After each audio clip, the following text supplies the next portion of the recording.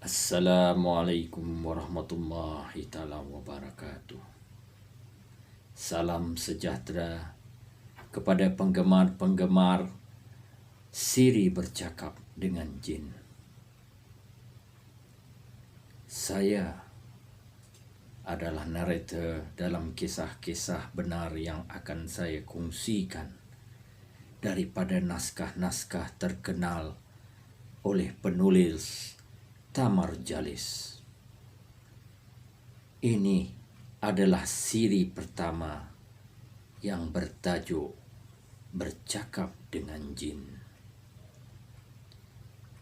Saya harap Anda semua akan menyukainya. Bismillahirrahmanirrahim. Jilid 1, Siri 1, Bercakap dengan Jin. Suatu petang dalam tahun 1960, Datuk yang sudah menjangkau usia 57 tahun sedang duduk membersihkan senapang kampung berlaras satu di anjung rumahnya. Dengan tenang dia berkata pada Tamar, "Kamu usah jadi pemburu." "Kenapa tu?" Dia tidak terus menjawab. Datuk terus membelik-belik, menimang-nimang senapangnya. Kemudian Datuk mengambil golok perak dan dia mengasah golok itu di batu dekat kepala tangga. Dan Tamar yang masih menanti jawapan dari datuknya, "Aku tak mau cucu-cucu aku jadi pemburu." Tiba-tiba Datuk bersuara. Dia duduk di anjung rumah kembali. Mendengar cakapnya itu, Tamar membuat keputusan tidak akan mengajukan sebarang pertanyaan lagi padanya. Datuk mudah naik darah kalau selalu ditanya atau disoal. Dia juga tidak suka orang membangkang cakapnya, terutama dari anak-anak cucunya sendiri. Datuk memang handal memburu. Tidak ramai orang kampung mandi upih semacam Datuk. Cukup asyik dengan kegemaran memburunya. Hampir seluruh hutan jajahan dijelajahnya. Orang-orang kampung menganggap Datuk bukanlah sebarangan pemburu. Pemburu yang ada isi. Kalau tidak, masakan dia berani masuk ke dalam hutan yang tidak pernah didatangi oleh manusia? Datuk tidak menembak sembarangan pada binatang-binatang buruannya. Dia akan memilih tepat di kening di antara kedua-dua kening binatang itu. Dan setiap kali Datuk masuk hutan, dia akan mula melangkah kaki kiri dahulu. Kedua-dua tumitnya tidak memejak bumi kecuali sesudah 5 tapak melangkah. Lepas itu Datuk akan berhenti dan membaca sesuatu, lalu mematahkan ranting di ketiak kanannya, lalu dilemparkan di sebelah kiri. Datuk dapat senapang bukan kerana dia home guard ataupun seorang anggota polis. Dia mohon sendiri pada kerajaan dengan alasan mau menjaga tanahnya yang seluas 15 ekar yang ditanam dengan pokok getah juga durian daripada serangan monyet dan babi hutan. Permintaan Datuk dipenuhi oleh Inggeris sesudah pegawai polis, Tuan D.O. serta penghulu dan ketua kampung memeriksa tanah Datuk. Datuk membeli senapang dari Taiping dalam tahun 1949. Sejak itulah Datuk bergiat memburu dengan senapang. Sebelum itu, Datuk hanya berburu dengan membuat jerat dan sebagainya. Banyak perkara-perkara aneh yang Datuk lalui sepanjang keriernya. Dan Tamar antara cucu yang selalu mendengar cerita-cerita datuknya itu. Kerana Tamar selalu menolongnya mencangkul di kebun, kadang-kadang menjadi temannya ke surau, Datuk terlalu sayangkan Tamar. Kerana Tamar adalah cucu lelakinya yang pertama dari anak sulungnya, iaitu Ibu Tamar. Tamar tahu segala kelemahan Datuk dan kegemarannya. Dia seorang pemurah dan suka mendengar orang mengaji Al-Quran. Kebetulan pula Tamar adalah cucunya yang agak terkenal membaca Al-Quran di kampung itu. Datuk tidak kedekut mengeluarkan wangnya untuk memberikan pada orang-orang yang mengaji, tapi Datuk tidak akan memberikannya sendiri, melainkan melalui cucunya Tamar.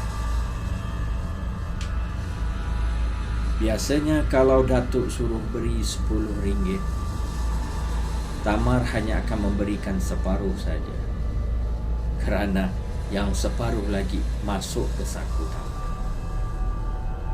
Pernah Datuk bercerita kepada Tamar, suatu ketika Datuk dan kawan-kawannya masuk hutan dekat dengan Gunung Tunggal di kawasan Segari, berhampiran dengan Pantai Remis. Kawasan itu tidak pernah dimasuki oleh manusia. Datuk dan kawan-kawan berjaya menembak beberapa ekor binatang. Kerana terlalu asyik memburu, tanpa disedari Datuk telah terpisah dengan kawan-kawannya oleh kerana seekor rusa besar. Datuk mengikutnya dengan teliti. Datuk memintas rusa itu di sebelah kiri dan mengambil tempat di sebalik pokok besar. Datuk menghalakan muncung senapangnya pada kepala rusa tersebut. Dia yakin sasarannya akan tepat pada tempat yang dimaukan. Tetapi rusa itu bagaikan mengerti dan mempunyai pengalaman. Dia mempermainkan Datuk macam mempermainkan seekor kucing. Rusa merendahkan badannya, kemudian menyelinap di depan Datuk dan terus hilang. Datuk terkejut dan bercampur hairan. Tapi Datuk bukanlah seorang manusia yang mudah putus asa. Dia mencari kesan jejak rusa itu.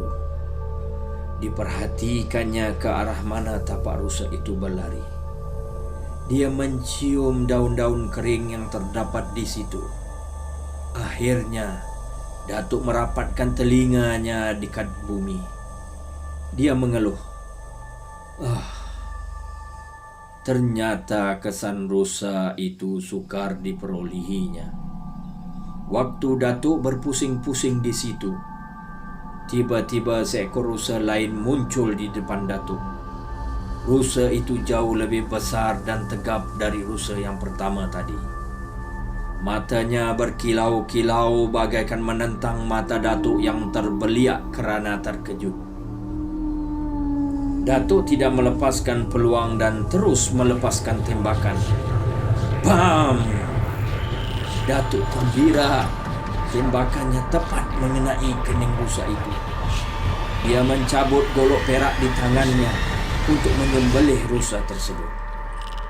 Golok itu ditayangkan di depan matanya. Datuk membaca sesuatu dan menghentakkan ulu golok ke tanah. Bila Datuk memulakan langkah, rusa itu segera bangun di depan mata Datuk. Sekarang wujud 2 ekor rusa. Serentak dengan itu dada Datuk berdebar. dia mula terasa ada sesuatu yang kurang baik akan terjadi. Datuk terdengar kokok ayam hutan. Datuk melepaskan tembakan, kena pada salah seekor rusa itu di keningnya. Rusa itu terpun rebah dan bangun kembali menjadi 3 ekor. Datuk yakin ada sesuatu kejadian yang lain di sebalik semuanya itu. Tapi Datuk bukannya manusia yang lemah semangat. Kalau tidak masakan dia berani meninggalkan kampung halamannya di Aceh, berperahu ke Pangkalan Baru dan bermukim di kawasan Beruas. Datuk terus menembak bertalu-talu. Rusa terus menjadi 3, 4, 5, 6 dan 7. Kokok ayam hutan bertambah nyaring. Daun-daun di keliling Datuk bergerak-gerak bagai diguncang orang. Tanah yang dipijaknya jadi bersih tanpa sehelai daun. Datuk menumbuk tanah dengan tangan kirinya. Dirasa daging pangkal lehernya bergerak-gerak. Datuk mula tersenyum. Dia tahu perkara ini mesti dihadapi dengan cara yang lain. Dia teringat pesanan arwah neneknya dari tanah seberang. Kalau berburu binatang dan terasa daging pangkal leher bergerak-gerak, alamatnya yang diburu bukanlah binatang lagi, tapi boleh jadi penunggu hutan atau syaitan dan orang bunian. Datuk letakkan senapangnya ke atas tanah. Dia duduk bertafakur mengumpulkan tenaga batin sambil membaca mantra yang diamalkannya. Melalui panca indera batin Datuk dapat melihat dengan jelas bahawa rusa itu adalah jin penunggu hutan itu. Muka Datuk jadi merah padam, merecik peluh, gigi dilagakannya rapat-rapat. Mata Datuk tidak berkedip. Dia melihat ke hadapan. Terdiri lembaga berbadan besar. Matanya merah menyala. Rambutnya panjang sampai ke tumit. Giginya besar. 2 gigi di sebelah kiri dan kanan terjulur keluar macam gading gajah. Dia diapit oleh 6 jin yang sama hebat dengannya. "Kurang ajar manusia laknat!" Suara itu bergema. Daun-daun hutan bergerak macam ditiup angin. Datuk diam bertafakur. "Kau tahu kesalahan kau manusia," tambah suara itu. Belakang Datuk terus dibasahi peluh Datuk. Datuk terus diam. Dia sudah pun menutup lubang-lubang kelemahan tubuhnya dengan ilmu batin yang dipusakai dari arwah neneknya. Hingga jin itu tidak berpeluang untuk menyatukan dirinya ke dalam tubuh Datuk. "Tidak," jawab Datuk dengan berani. "Kau masuk dalam kawasan laranganku. Aku sudah meminta kebenaran." "Aku tidak membenarkannya," jawab jin itu dengan keras. 2 batang giginya yang terjulur bergerak-gerak. "Kalau kau tidak membenarkannya, kenapa kau tidak memberi isyarat masa aku masuk tadi?" "Cukup," tenang Datuk menjawab. Dia sudah bersedia menghadapi semuanya. "Kau manusia biadab," pakik jin itu. Pokok hutan bergerak-gerak. "Zah!"